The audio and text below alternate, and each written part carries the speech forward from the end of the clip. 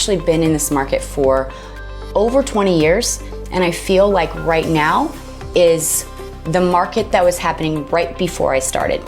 And I came in a refinance boom, refinancing clients out of 4% 30-year fixed into 7.5% 2-year ARMs. The reason was because the country had a recession, so most Americans relied on their credit cards to live. And when that happens, those credit card bills start to add up and they have to refinance those great 30-year fixed to pay off that debt. So unfortunately, I feel that is the market we're coming into. But if you are a buyer, we have strategies around this. So instead of getting a 7.5, you can actually negotiate with your realtor and that seller a 2-1 buy down. And how that works is the seller will give a credit in the contract that allows them to prepay the interest on the loan for 2 years.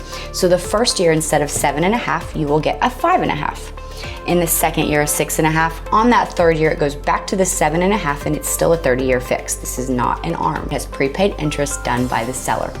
On a $450,000 loan, which is somewhere at the average of what we're looking at in this market, you're gonna save approximately $600 a month by using this strategy.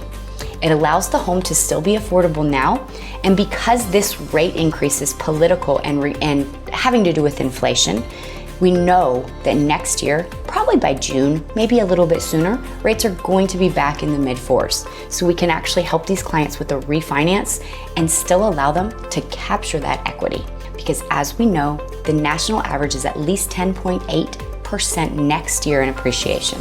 In Florida, we'll likely see more.